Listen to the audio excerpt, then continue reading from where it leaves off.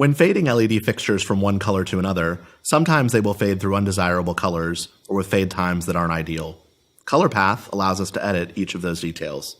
Let's go take a look. By default, color fades happen in the native space of the fixture. If you want a fade that resembles a fade in a different color space, you can use some color paths. So now I'm going to clear sneak enter just to get those changes off the stage.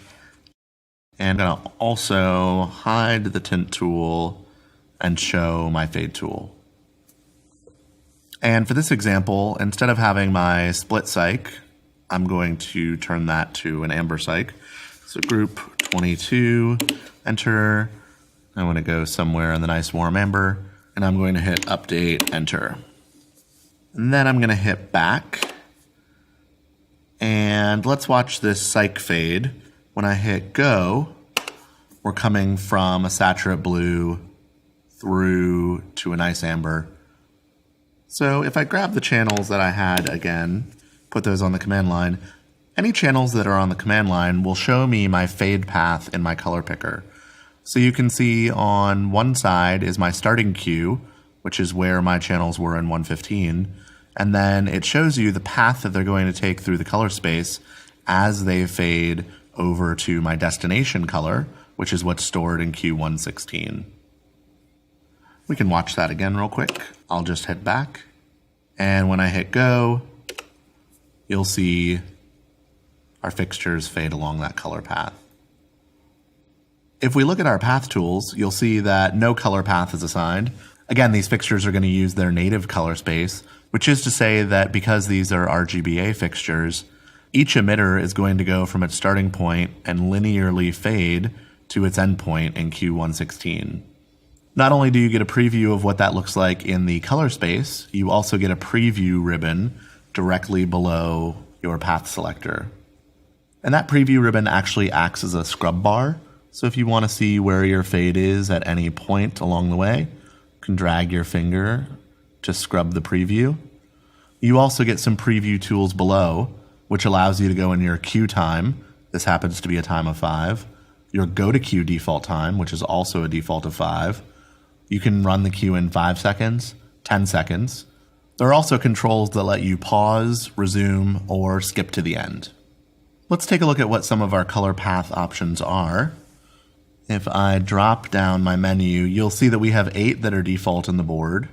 So let's look at our gel path. And our gel path is going to look very similar to our native path because it's a straight line across the color space. When I pick a color path, I get a couple of tools that are related to that math. And in this case, I have tools for in color, out color, and brightness. If I use the tools like delaying my in color, you can watch on the preview ribbon that it's going to stay in the blue side of the fade a lot longer and then more quickly fade to the amber side. This doesn't change the path that it takes through the color space, but it changes the characterization and is no longer linear across the line. I'm going to reset that back. If we're trying to match 2 incandescent fixtures with saturate gels fading between one another, oftentimes there's a dip in brightness halfway through the fade. But with LEDs, sometimes we go closer to white and there's a pop in brightness. So we have a perceived brightness tool where at the middle of the fade, we can dip that a little bit lower and that will prevent us from going through quite so much white. I like the way that looks, so I want to store it. We always store color path information in the destination queue. Remember that this isn't a direct path through color space, it's math that allows us to determine how we get from our start color to our end color. This is beneficial because if we change either our start color or our end color, we don't have to worry about redrawing our path. You'll notice in our live channel screen that similar to discrete timing, when we have a color path, we get a red C, and we can press and hold about and hit path, and you'll see which path each parameter is using. Just like discrete timing, I need to store these changes in order for them to take effect. So I'm going to update Q116, which is my destination queue. So let's look at that again real quick. I want to select my channel so I can watch them fade. We'll hit back to sit in Q115. And as we hit go, you can watch your cyc. You can see that we fade to amber, but we don't pop up in white because our brightness has been brought down. And this tends to fix a lot of crossfades. Again, because color path is only math, we can put this in a color space that isn't native to the fixture. So for example, I can put this in a cyan, magenta, and yellow fade space. And this gives me tools directly for those parameters.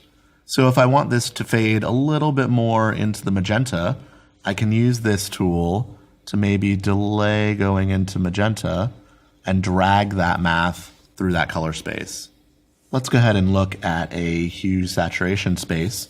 And because saturation is a parameter that's mapped around the outside of the color wheel, adjusting these parameters adjusts how closely and how quickly I hug the outside of that color space. So this is just a different way to change the characteristic of that fade. So let's look at an RGB path. Maybe I'm a little closer to green in my end color, and I don't want this to fade to green when I'm going through the color space. So with an additive fixture, the tough part is green is going to be both in my start queue and my destination queue, so I'm likely to see it. I can avoid this by using an RGB fade, delaying the green, and avoiding the white space.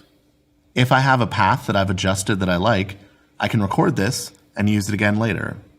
All I simply have to say is record path 101, label RGB avoid green, enter, and that'll be usable later. If I want to see my path list, I can just double hit path, and you'll see that that's available for me to use later.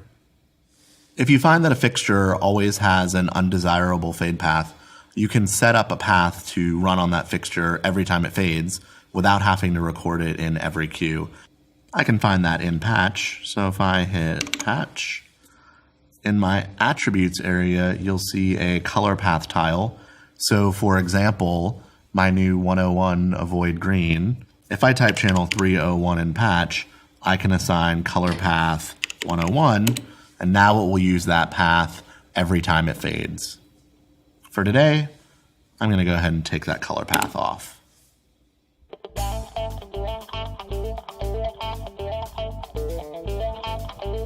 You're still here? Audio Jungle. It's over. Go home. Go. Audio Jungle.